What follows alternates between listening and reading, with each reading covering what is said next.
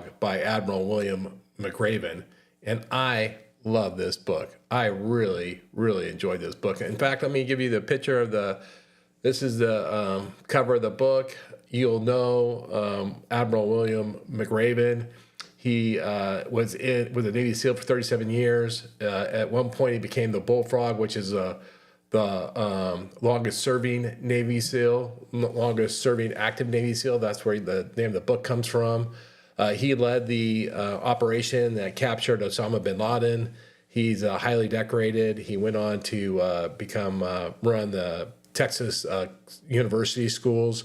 Really, really good book. Really good book. You also know Admiral McRaven also rewrote another book. He's written 4 books, but the one that you'll know is Make Your Bed. It was also the title of his of one of his commencement speeches. So he did a really, really good job. So this book is super easy to digest. It's enjoyable to listen to. I listened to it on Audible. I think it was just under 4 hours. It's comprised of 18 chapters, which really are 18 lessons of leadership. At the end of each chapter, he makes it super simple by saying it's as simple as this and gives the 3 key points from the chapter. In each chapter, he has really colorful stories, mostly from the military. A lot of them are combat, but some from business and other organizations. The book moves really quickly. It was a thoroughly enjoyable book to read. I'm going to share just some of the concepts of the book, not go too much into it. You can read the book. You can listen to Audible. It was fantastic. So, chapter 1, the key concept is death before dishonor. Which means, and it is honor is the cornerstone of leadership. Leaders must act with integrity and fairness. And just to give you an example, so then he'll start by explaining the chapter, and then he'll give real life examples or military examples or corporate examples, and then he'll end and he'll go as simple as, and he'll give you a prescript on how to live this, this point. And so in chapter 1, the 3 points are: be fair and honorable in your business dealings. It's the only way that you and your employees can leave a legacy to be proud of. The second point is never lie, cheat, steal, or tolerate those who do. The culture of organization starts with you. Point 3 is own your lapses in judgment. It happens to everyone. Correct the problem and return to being a person of good character. So there you go. Death before dishonor is number 1. Chapter 2 is you can't surge trust, which simply means trust is built over time through consistent actions and reliability. His 3 points are: 1, engage with your employees on a personal level to show them you are a leader with good character and a trustworthy individual. 2, only promise what you can deliver. The quickest way to lose trust is to overpromise and underdeliver. 3 is know that trust is built over time. Don't rush it. Chapter 3, the lesson is when in command. I really like this chapter. The examples he gives in the book has to do with military making really difficult choices. When facing really hard decisions, what do you do? Well, if your job is to command, then you need to command. It was an awesome chapter. So main concept is effective leaders must be decisive, confident, and inspiring. It's as simple as: 1, be confident. You're given a job because you have talent and experience. Trust your instincts. 2, be decisive. Don't take too much counsel of your fears. Be thoughtful but not paralyzed by indecision. I love that. He used that quite a bit. Don't take too much counsel of your fears. That sounds so great, especially from a military leader. 3, be passionate. Show your employees you care about them and about the mission.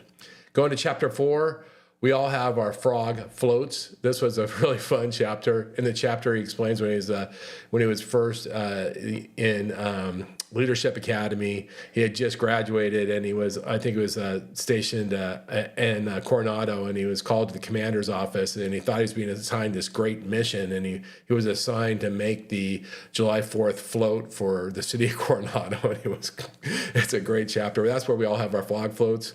Main concept is humility and dedication to small tasks build respect and trust. It's as simple as being humble in your demeanor and your expectations. 2, accept the fact that you'll be asked to do jobs that are beneath your status. Do them the best of your ability. And 3, measure the strength of your employees by their willingness to do the little tasks and do them well. This is another really good chapter, by the way. Chapter 5, the only easy day was yesterday. Another really good chapter. That main concept is consistent effort and resilience are necessary for success. It's as simple as: 1, you must bring energy and enthusiasm to every day.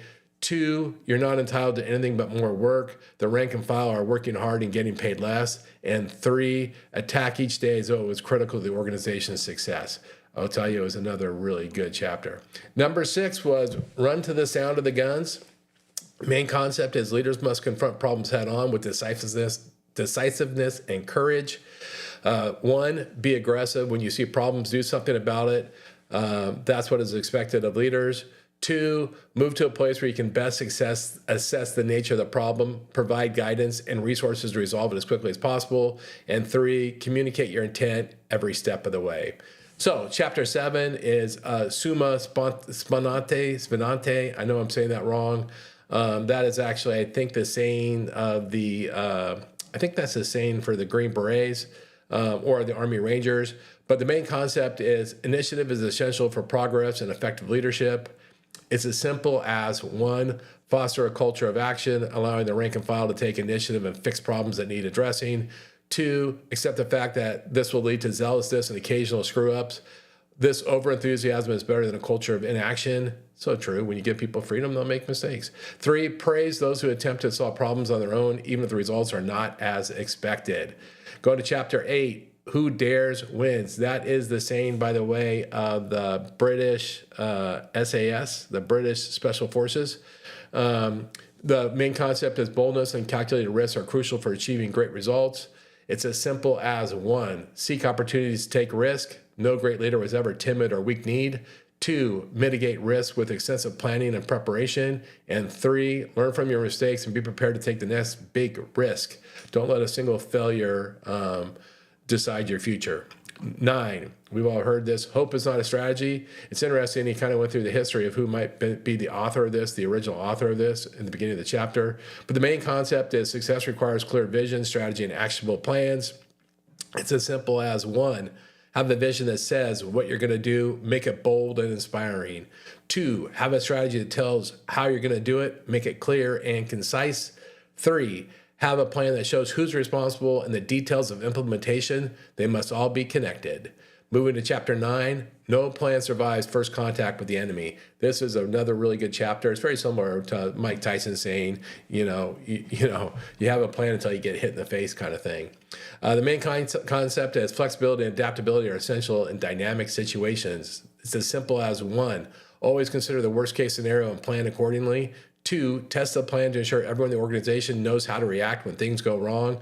3, be prepared. Murphy was an optimist. He was talking about, in this chapter, he talked about the bin Laden capture and how one of their helicopters crashed, but they had planned for a contingency and they had a backup helicopter. It's an interesting chapter. All the military stories were great in this book. Number 11, it pays to be a winner. The main concept is a winning mindset and culture drive high performance. It's as simple as establishing a winning culture by setting high standards. Your employees want to be challenged. 2, hold people accountable when they fail to meet the standards. Accountability is the only thing separating high performance from the rest. 3, acknowledge those who meet or exceed the standard. It will reinforce a winning culture. So chapter 12 is, and I love this saying, right? I love this saying, a shepherd should smell like his sheep. That is such a good saying. The main concept, leaders must share the hardships and camaraderie of their team to earn trust and respect. It's as simple as share the hardships with your employees. You'll gain the respect and learn about yourself as a leader. 2, share the camaraderie. Let the employees see you having fun within reason. They want to know their leader is human as well. And 3, listen to the rank and file. They have solutions most of the problems you struggle with. That's good. Let's move right along. Chapter 13, troop the line. I like this. Troop the line is really inspection. The main concept is leaders should engage directly with team members at all levels to foster morale and address problems. It's as simple as get out of your office and talk to the employees at the far end of the chain of command. 2 is find an opportunity to solve small but seemingly intractable problems. And 3, ensure your senior staff knows these little problems can have major effects on morale. And he describes when he was in one of his tours, he was in charge of the, special forces, and he went and inspected the jock where he was assigned to, and he found small things like washing machines not working or the communication not working right, and so he ordered those improved throughout the entire military, and his officers are like, why are you worried about this stuff? And he's like, worry about the details. Plus, sometimes stuff gets stuck and it takes somebody just to unstick it. Anyway, number 14 is expect what you inspect. The main concept is regular inspections ensure accountability and maintain high standards. It's as simple as 1, identify the core competencies within your organization. 2, develop a plan to inspect these areas on a regularly scheduled basis. 3, show up during inspection to ensure rank and file understand that you, the leader, value the process and their efforts. Chapter 15, communicate. The main concept, not surprisingly, clear and consistent communication is essential to align the team with organizational goals. It's as simple as 1, establish a means for communication to flow in both directions. 2, confirm the values of the goals of the organization are understood down to the lowest ranking member. And 3, never take a significant action without having a plan for informing the rank and file. Chapter 16, when in doubt, overload. This had to do with underwater demolition. What the Navy SEALs have learned over the last 47 years is when in doubt, just use more C4. You kind of can believe that, right? So the main concept is leaders must work harder and set an example of effort and dedication, because he goes to expand this, overload your effort. And so it's as simple as 1, work hard. Everyone expects it from their leader. 2, work harder. Give it the extra effort. It will inspire the rank and file. 3, work your hardest. It will open opportunities that didn't exist before. Chapter 17, can you stand before the long green table? Quick background, long green table in the military, especially in the Navy, is if you're called on the carpet, you're called into a room. Usually there's a long green table. It's a plywood table covered with green felt. All the officers sit at the table and, they just rip you. They just rip you up. And so can you stand before the long green table means can you stand in front of that table? So main concept, leaders must ensure their actions are moral, ethical, and justifiable. It's as simple as ensure that all your decisions are moral, legal, and ethical. 2, ask yourself if reasonable people would accept what you're doing as good and decent. 3, sooner or later, you'll be held to account for your actions. Always do the right thing. The last chapter is always have a swim buddy. The main concept is trustworthy partnerships are essential for leadership and success.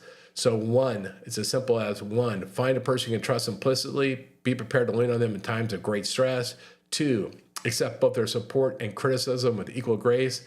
And 3, be a swim buddy to others. Someone out there needs you. So that's the book in a nutshell. It's a really good book. It's a really good read. It's good wisdom on leadership. Hope you got something out of my review of it. I hope you check out the book. With that, have a great rest of your weekend. I appreciate you giving me a little bit of your time, and I look forward to talking to you again soon. Thanks so much.